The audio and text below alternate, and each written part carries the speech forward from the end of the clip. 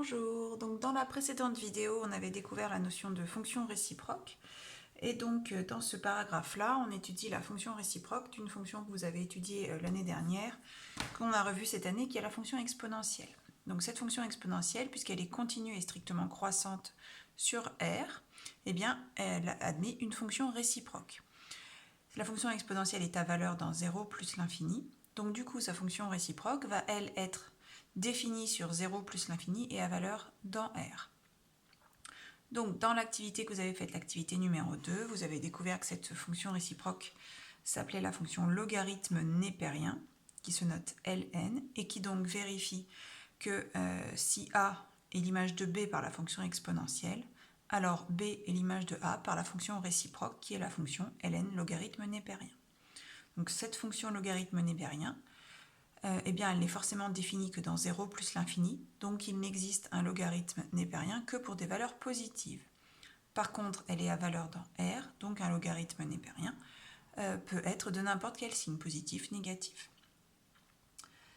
Alors, quelques valeurs particulières liées aux valeurs particulières qu'on utilise sur la fonction exponentielle. Donc déjà, on sait que exponentielle de 0, c'est égal à 1. Donc si on reprend la définition ici, exponentielle de 0 est égal à 1, ça veut dire que ln de 1 est égal à 0. Alors, ici je mets encore les parenthèses autour du 1, mais à terme, effectivement, on verra qu'on met juste ln de 1 sans les parenthèses autour de 1. Donc voilà pour la première valeur particulière. Deuxième valeur particulière, exponentielle 1, qui est un nombre que l'on note plus généralement e. Donc, lorsque exponentielle de 1 est égal à E, exponentielle 1 est égal à E, alors ça veut dire que ln de E est égal à 1.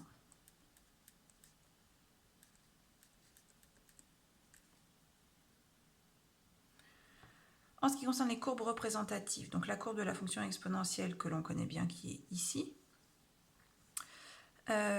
on sait donc que les courbes de deux fonctions réciproques sont symétriques par rapport à la droite y égale x, donc qui est ici. Ça, c'est la fonction exponentielle. Et donc, par symétrie, on obtient la courbe représentative de la fonction ln. Donc, sa courbe confirme ce qu'on vient de dire, c'est-à-dire qu'elle n'est définie que de 0 à plus l'infini. Pour les valeurs négatives, il n'y a pas d'image par la fonction ln. Et on voit que les images peuvent être négatives comme positives. Alors, quelques propriétés. Alors déjà, concernant les limites de la fonction exponentielle. Donc, on va avoir deux limites aux bornes de son ensemble de définitions. Déjà, lorsque x tend vers 0, puisque ln de 0 n'est pas définie, eh bien on voit que les images, elles, tendent vers moins l'infini. Lorsque x tend vers plus l'infini, donc on va avoir une croissance des images vers plus l'infini, même si elle est très lente par rapport à la croissance de la fonction exponentielle, par exemple. Donc on tend vers plus l'infini, mais de manière très lente. Deux autres propriétés qui sont directement liées au fait que exponentielle et logarithme sont des fonctions réciproques. Donc exponentielle de ln de x, c'est égal à x, simplement parce que vous appliquez au nombre x d'abord la fonction ln, suivie de la fonction exponentielle, qui est sa fonction réciproque.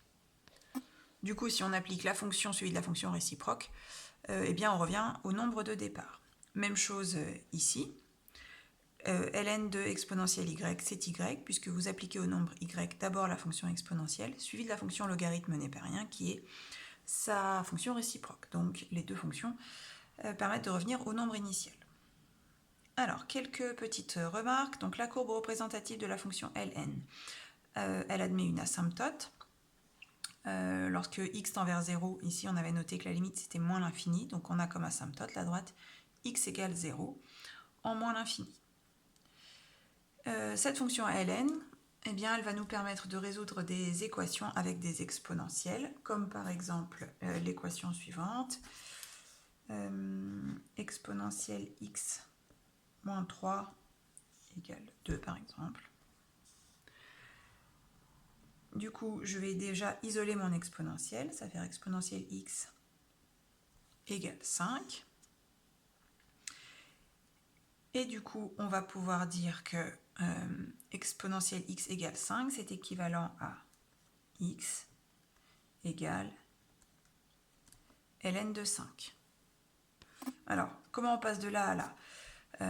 C'est directement lié au fait que exponentielle et logarithme sont des fonctions réciproques. Si 5 est l'image de x par la fonction exponentielle, alors x est l'image de 5 par la fonction ln. On peut le voir aussi de la manière suivante. Je peux écrire que 5, d'après cette propriété-là, c'est égal à exponentielle de ln de 5. Okay, je l'applique pour x égale 5. Et du coup, si exponentielle x est égal à exponentielle de ln 5, et bien forcément, ça veut dire que x est égal à logarithme népérien de 5. Voilà, donc on va voir qu'on va pouvoir résoudre grâce à la fonction ln des équations comportant des fonctions exponentielles, et inversement, une équation qui contiendra la fonction ln sera résolue grâce à la fonction exponentielle. Voilà, donc c'est tout pour ce paragraphe de la leçon. Vous allez pouvoir passer aux exercices.